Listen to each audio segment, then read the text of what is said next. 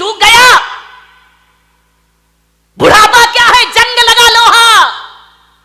लोहे पर जंग लगता है जब पानी की मार पड़ती है, और जिंदगी को जंग लगता है जब अपनी औलाद का दुष्कार मिला करता है, जब अपनी औलाद से उपेक्षाएं मिला करती हैं। एक बात अंतर इतना है कि लोहे को जंग बाहर से लगता है और जिंदगी को जंग भीतर से लगा करता है। बाहर की जंग को मिटाने के लिए कोई रेख मार्ग मिल जाता है बाजार में, मगर भीतर की जंग मिटाने का कोई भी उपाय हमारे पास नहीं हुआ करता है। उस बूढ़े ने बच्चों को पढ़ाया लिखाया, उसकी पत्नी की मौत हो गई, अकेला बुढ़ापा, 2 बेटे, एक डॉक्टर एक इंजीनियर, पढ़ा लिखा के बड़ा किया। बड़ा आश्चर्य होता है मुझे कि एक बाप अपने 4 बेटों को पढ़ा लिखा के योग्य बना देता है, अपने 4 बच्चों को खिला देता है एक बाप, लेकिन 4 बच्चे मिलकर के बुढ़ापे में एक बाप को रोटियां नहीं दे सकते हैं। मेरे भाई, जब छोटे थे तो इस बाप ने तुम्हें खिलाया था, पिलाया था, आज बुढ़ापा है, 4 बच्चे रोटियां नहीं दे सकते उसको। अरे तुमसे अच्छा तो वो बंदर होता है जो नाच नाच कर मदारी का पेट भर दिया करता है। ध्यान रखिए, क्या जिंदगी है हमारी, क्या जीवन है हमारा। अपने ही घर में परायेपन का बोध, ऐसे रहते हैं जैसे पड़ोसी के घर में रह रहे हो। कल तक जहां हुकूमत चलती थी, आज 2 रोटी का भी इंतजार करना पड़ता है। मान्यवर, माँ बाप अपने बच्चों की जुबान नहीं दे सकते किसी को। क्या हालात बना दिए हैं कि बुढ़ापे में माँ बाप बच्चों के सामने चुपचाप हाथ बांधे खड़े रहते हैं। ध्यान रखिए, उनके पास कुछ नहीं है। उस बूढ़े बाप को बहुएं पसंद नहीं करती थी, फूटी आंख नहीं सुहाता बूढ़ा उनको, बड़ी परेशान हो गई बहुएं। बूढ़े बाप ने देखा, यार इन बच्चों को मैंने पाला पोसा बड़ा किया, आप विचार तो करो एक बार, माँ बाप की तपस्याएं। मैं संत हूं, मैं दिगंबर संत हूं, लेकिन आज मैं आपके सामने कह रहा हूं कि 23 साल हो गए मुझे सन्यास में रहते रहते, लेकिन मैं विश्वास के साथ कहता हूं कि 23 साल में जितनी तपस्या मैंने नहीं की होगी, उससे ज्यादा तपस्या मेरी मां ने मुझे पालने में की होगी। क्या पाते हो तुम अपनी जिंदगी में? मां बाप के एहसान। बड़ा आश्चर्य होता है कि जिस मां ने 9 महीने तुम्हें कोख में रखा, बुढ़ापे में उसको कमरे में नहीं रख सकते हो तुम। ध्यान रखिए, जिस मां ने आंचल का दूध पिलाया, उस मां को मटके का पानी नहीं पिला सकते हो। जिस मां ने, विचार करिए, आज जो तुम बोल रहे हो, अरे बेकार है वो औलाद जो अपने बाप को चुप कहती हो। ध्यान रखिए, कैसी औलाद है। माँ बाप कुछ बोलते हैं तो बच्चा कहता है आप चुप रहिए। अरे जीभ गल के गिर जाना चाहिए आपकी, माँ बाप को कहते हो चुप रहिए। जिसने बोलना सिखाया, जब तुम पैदा हुए थे तुम्हें तो बोलना भी नहीं आता था। बताइए सबसे पहले बोलना किसने सिखाया था? इस माँ बाप ने।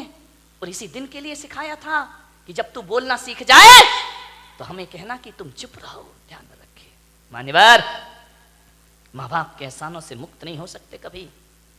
जब तुम्हें चलते नहीं बनता था ना, किसने चलना सिखाया था? बताइए, उंगली पकड़ के किसने चलना सिखाया था? इस माँ ने सिखाया था, इस पिता ने सिखाया था। ये तुम्हारे लिए घोड़ा बना था, तुम उसकी पीठ पर सवार हुए थे। कितना खुश होता था वो बाप जब तुम पहली बार चलना सीखे थे। चलते थे, गिर जाते थे, चलते थे, जैसे ही गिरने लगते थे पापा आकर पकड़ लिया करते थे। एक बात तो बता दो युवाओं से मेरा निवेदन है, जब तुमसे चलते नहीं बनता था तो माँ बाप ने उंगली पकड़ी थी, और आज उनसे चलते नहीं बनता तो तुम उनका हाथ नहीं पकड़ सकते हो। तुम्हें उनका हाथ पकड़ने में शर्म आती है, तुम्हें गाड़ी में बिठा के मंदिर ले जाने में शर्म आती है, तुम्हें शर्म आती है अपने माँ बाप को सहारा देने में।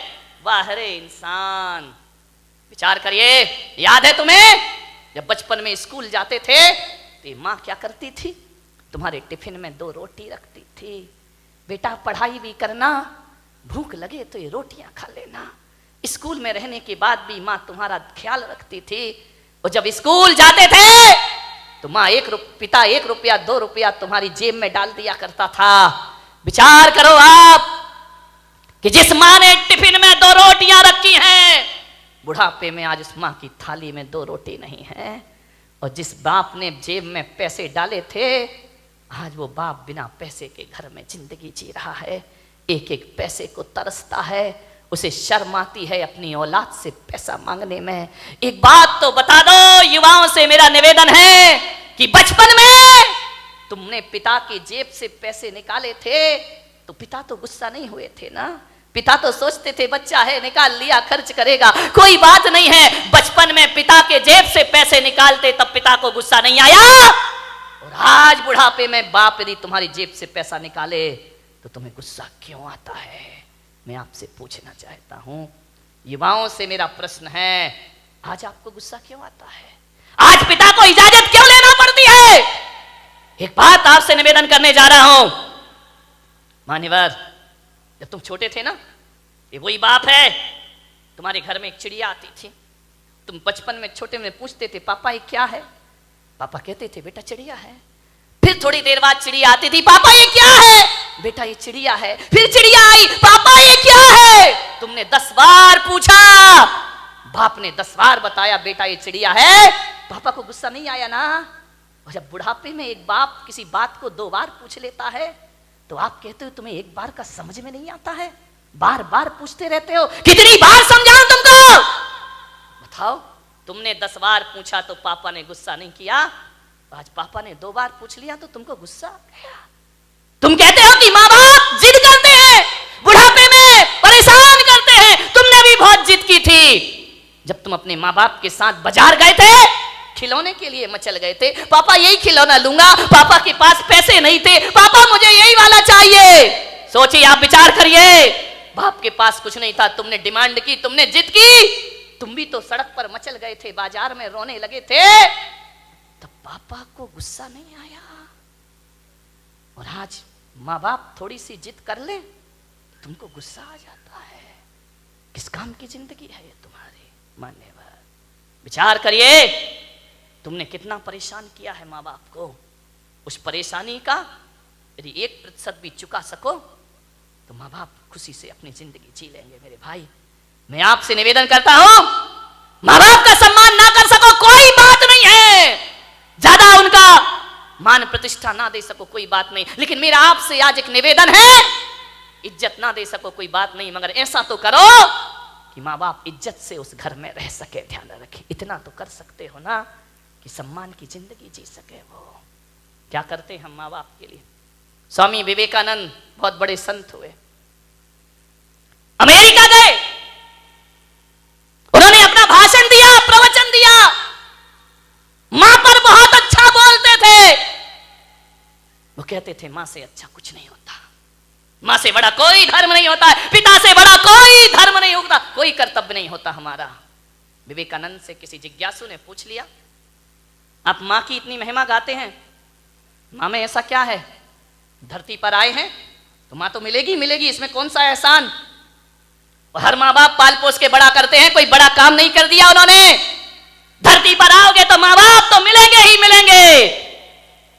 विवेकानंद ने कहा, ये प्रश्न कोई भारत का आदमी पूछ रहा है कि मां में ऐसा क्या है? स्वामी विवेकानंद ने उसे बुलाया कि इधर आओ। वो एक साफा बांधते थे, उन्होंने अपनी पगड़ी खोली, बोले इसे पकड़ो। उसने कहा स्वामी जी ये क्या है? बोले पकड़ो। उसने पकड़ा। स्वामी विवेकानंद ने कहा कि जाओ मेरी सभागृह के बाहर 1 किलो का पत्थर पड़ा है, उसे उठा के लाओ। बोले स्वामी जी मुझे प्रश्न का उत्तर चाहिए, ये पत्थर में से नहीं उठेगा। बोले देख, माँ बाप के संदेह में उठा हुआ प्रश्न किसी पत्थर से कम नहीं हुआ करता है। और पत्थर का जवाब स्वामी विवेकानंद नहीं देते, पत्थर का जवाब पत्थर ही दिया करता है। जाओ और पत्थर उठा के लाओ। वो पत्थर उठा के लाया। स्वामी जी ने कहा अपने पेट में बांध, और बांध करके पूरे नगर के 3 चक्कर लगा के आ। बोले ऐसा नहीं हो सकता। बोले क्यों नहीं हो सकता है? बोले मुझे उत्तर चाहिए। बोले उत्तर मैं नहीं दूंगा, उत्तर पत्थर देगा। माँ बाप के खिलाफ उठा प्रश्न पत्थर है, उत्तर भी पत्थर ही देगा। जाओ। उसने बांधा पूरे परिक्रमा। बोले थोड़ी देर बांधा फिर छोड़ दिया। बोले मेरे से नहीं होगा ये। बोले क्यों? बोले स्वामी जी आप इतने बड़े विद्वान हैं, मनीषी हैं, ज्ञानी हैं, मैं पेट में पत्थर बांध के घूमूंगा तो लोग हंसेंगे, मेरा मजाक बनेंगे, मुझे अच्छा नहीं लगेगा। स्वामी विवेकानंद ने कहा उत्तर मिल गया। बोले ये कोई उत्तर है क्या? बोले यही उत्तर है। जब तुझे 1 किलो का पत्थर बांध के घूमने में शर्म आती है, बोल तेरी माँ 9 महीने तुझे पेट में रखकर कैसे घूमी होगी, उसे शर्म नहीं आई होगी। और आज तुझे शर्म आई और तूने पत्थर फेंक दिया। अरे मूर्ख, यदि तेरी माँ को शर्म आती हो तुझे कोख से निकाल कर फेंक देती तो आज मेरी सभा में प्रश्न पूछने की औकात तेरी नहीं होती। इस ध्यान रखिए, ये माँ बाप का उपकार हुआ करता, ये माँ बाप की बदौलत है। एक बात याद रखना मेरे भाई, आज तुम्हारे पास जितनी भी दौलत है वो माँ बाप की बदौलत है। ध्यान रखिए, माँ बाप नहीं होंगे तो कहां से डॉक्टर बन जाओगे, कहां से इंजीनियर बन जाओगे? अरे माँ बाप का एहसान मानो, एहसान मानो इस माँ का। गर्भपात की दुनिया में भी तुम्हें जन्म देने की ताकत रखी है उसने। यदि जन्म से पहले मार देती तो आज यहां बैठ के प्रवचन नहीं सुन रहे होते तुम लोग। आज जो इज्जत तुमने कमाई है ना, ये मत सोचना कि पढ़ लिख के इज्जत कमाई है, ये मत सोचना कि दौलत कमा के इज्जत कमाई है।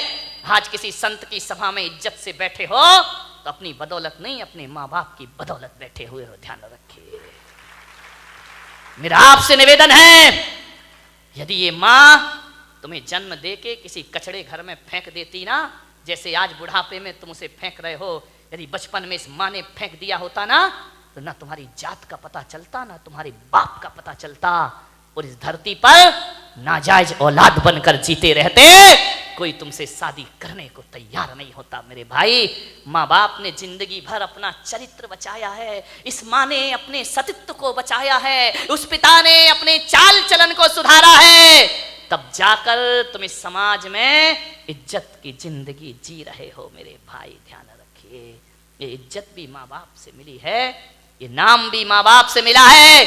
और तुम्हें डॉक्टर बनाने से पहले तुम्हें डॉक्टर बनाने का सपना माँ बाप ने देखा था, तुमने बाद में, तुम्हें तो अकल भी नहीं थी, तुम्हें तो समझ भी नहीं थी कि इंजीनियर क्या होता है, डॉक्टर क्या होता है। माँ बाप तुम्हें बनाते हैं। आज तुम जहां भी हो, संतों की बदौलत, भगवान की बदौलत हो या ना हो, माँ बाप की बदौलत आज तुम जहां पर भी हो। ध्यान रखिए, माँ बाप का हाथ है इसमें।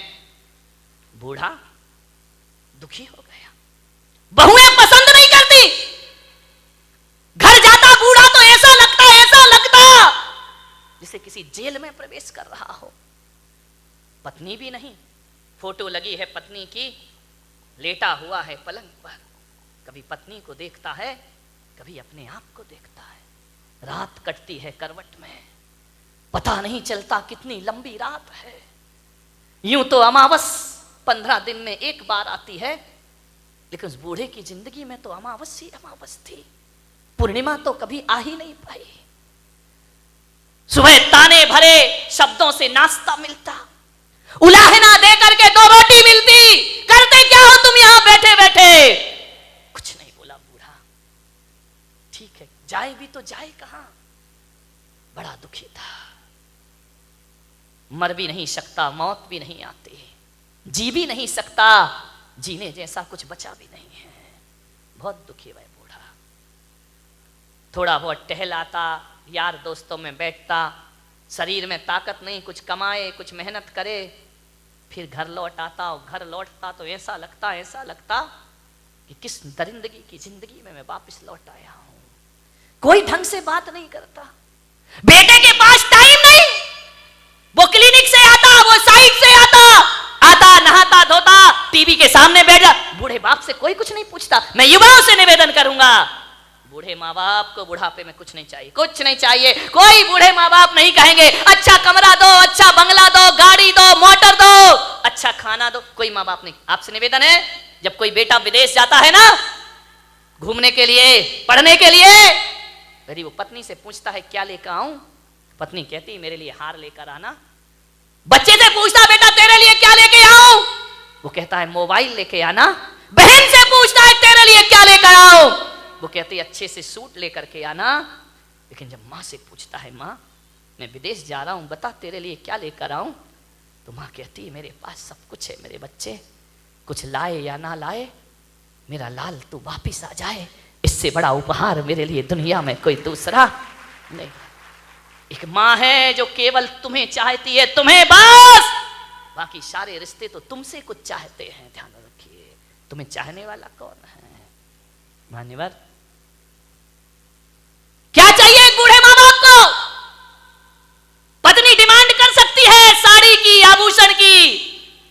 नहीं करते, कोई उन्हें अच्छा पहनना नहीं चाहिए, उन्हें अच्छा कपड़ा नहीं चाहिए, उन्हें तो सब जीवन जी लिया है।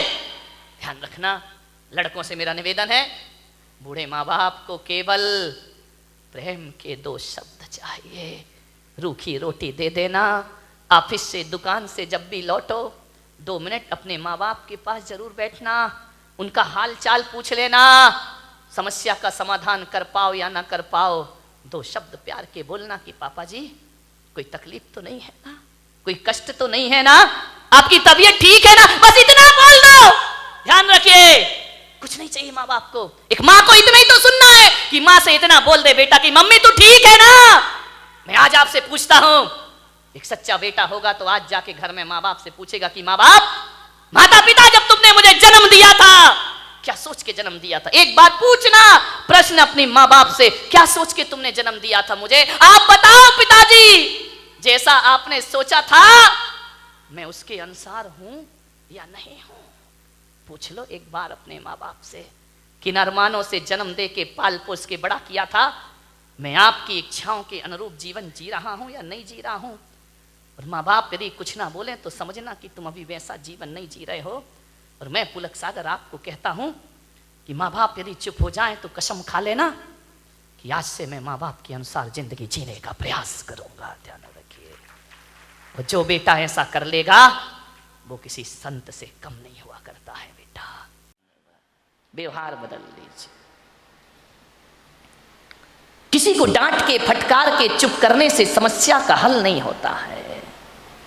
डांटने से किसी की स्वभाव को नहीं बदला जा सकता है, हृदय परिवर्तन से स्वभाव को बदला जा सकता है।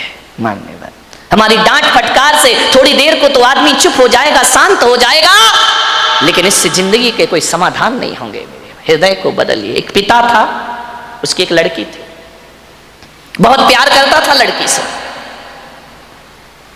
अपनी प्राणों से ज्यादा प्यार अपनी बच्ची से करता था। हर पिता करता है, कौन है जो अपने बच्चों को प्यार नहीं करता है?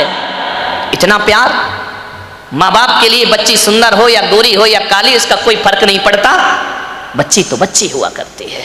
बहुत प्यार करता था लड़की से, हर इच्छा उसकी पूरी कर देता था।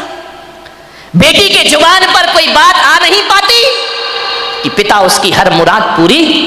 अरे भगवान से मांगने में तो थोड़ा समय लग जाता था, मिलने में, लेकिन बेटी ने यदि कुछ कह दिया तो पिता सबसे पहले अपने बेटी की इच्छा पूर्ति करता था।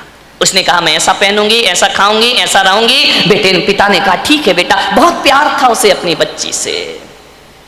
मान्यवर, मेरा आपसे निवेदन है, अपने बच्चों से प्यार करो, बहुत प्यार करो, बहुत लाड करो, बहुत दुलार करो, लेकिन पुलक सागर की एक बात याद रखना कि इतना प्यार मत करना कि उसका भविष्य खतरे में पड़ जाए। ध्यान रखिए, इतना भी लाड़ प्यार मत करो क्योंकि तुम्हारी बेटी को पढ़ो दूसरों के घरों में जाना है।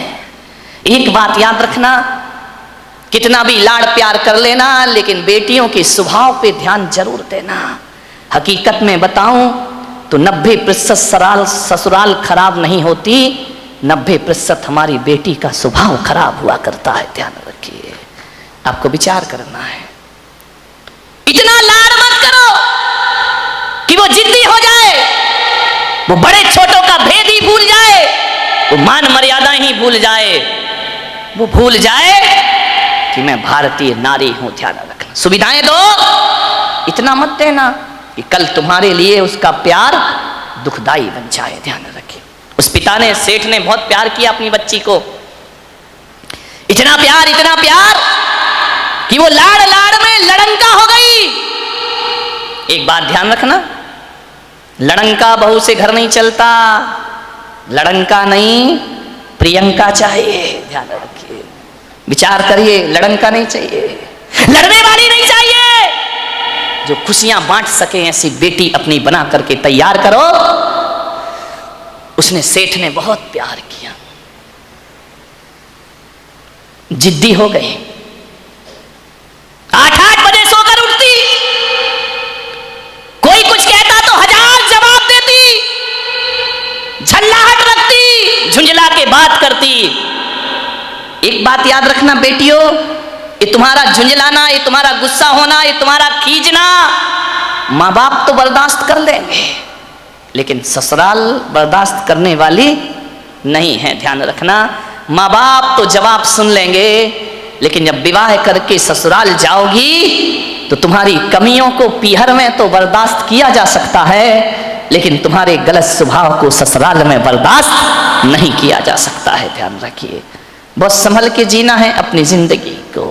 अहंकारी हो गई लड़की, घमंडी हो गई लड़की, मां समझाती कि देखो तुम ये करते क्या हो, कितनी अकड़ में जीने लगी है, कितना ईगो हो गया इसको, फटफट जवाब देती है। पिता ने कहा बच्ची है ठीक हो जाएगी। ना बाबा, बच्ची समझ के मत छोड़िए, आपका ये प्यार, आपकी ये ढील उस बच्ची का जीवन भर। मैं विचार करता हूं, आपसे बात करता हूं, एक निवेदन करता हूं बड़ी विनम्रता के साथ कि आज बच्ची की हर डिमांड पूरी करके आप थोड़ी देर को तो खुश हो जाओगे, लेकिन ये आदत यदि बच्ची को लग गई तो जिंदगी भर तुम्हें आंसू बहाना पड़ेंगे। ध्यान रखिए, लड़की को पालना किसी संत की साधना से कम तपस्या नहीं हुआ करती है। मान्यवर बड़ी हो गई, पिता ने कहा कि अब ये बड़ी हो गई है, और जब बड़ी हो जाए तो माँ बाप को एक ही चिंता रहती है कि मेरी बच्ची का घर बस जाए, मेरी बेटी के हाथ पीले हो जाएं,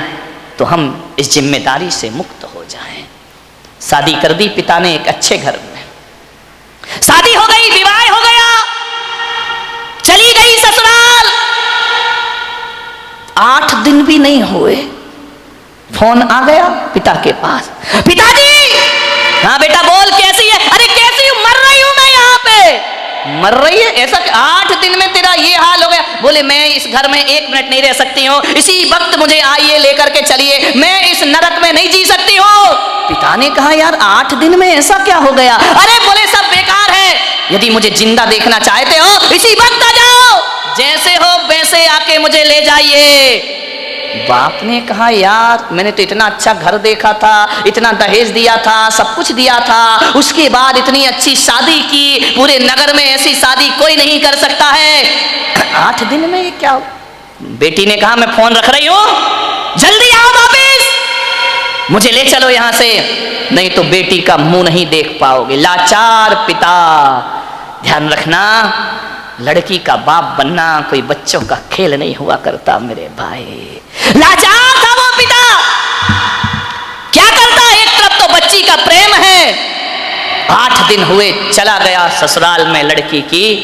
जैसे ही गया किसी ने जय जिनेन्द्र भी नहीं किया, किसी ने राम राम भी नहीं की, किसी ने इतना भी नहीं कहा कि समधी जी आइए पधारिए।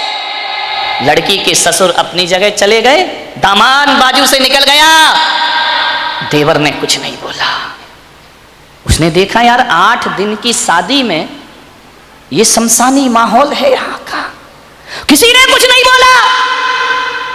घर में गया, बेटी के पास कमरे में। एक बात याद रखना, एक बेटी के गलत व्यवहार से तुम्हारी ही ससुराल में तुम्हारे माँ बाप का अपमान हुआ करता है, ध्यान रखिए। और यदि व्यवहार अच्छा रखती तो 4 लोग उनके स्वागत में खड़े रहते, कहते कि धन्य हो आपने ऐसी पुत्री को जन्म दिया है। ध्यान रखिए, कोई नहीं बोला उससे। गया बेटी के कमरे में, बेटी बात क्या? इसी वक्त चलो, पानी मत पीना इस घर का। अरे पिता ने कहा ऐसा क्या? बोले अभी ले चलो, इसी वक्त पीहर ले चलो, मेरा दम घुट रहा है, मैं यहाँ एक पल नहीं रह सकती हूँ। उसने कहा बेटा रुको, मैं तेरी सासू से पूछ लेता हूँ। बोले क्या पूछना उस डायन से? अरे बोले उससे मत पूछो, बुढ़िया से, उसके कारण तो मैं दुखी हूँ इस घर में, 8 दिन हुआ नहीं, मेरा जीना हराम कर रखा है। बोले बेटा रुको, एक बार मैं पूछता हूँ। गया लड़की की सास के पास, बोला बहन जी मैं आया हूँ। सास ने कहा दिख रहा है, कोई मुझे चश्मा नहीं लगा है, मैं आया हूँ। कौन सा बड़ा कमाल कर दिया तुम आए हो तो? पिता ने कहा यार ये कैसा व्यवहार है? बोले बहन जी मैं अपनी बच्ची को ले जाना चाहता हूँ, कल के ले जाने वाले आज ले जाओ। इसी वक्त ऐसी लड़की दे दी है तुमने, जीना हराम कर रखा है इसने। 8 बजे सो के उठती है, कोई काम नहीं करती है, सीधा बना बनाया खाना चाहिए, और किसी ने कुछ कह दिया तो 1 की 4 सुनाया करती है। ऐसी लड़की दी है, ले जाओ अपना पैसा वापिस, ले जाओ अपना दहेज वापिस। नहीं चाहिए हमें ऐसे लड़के।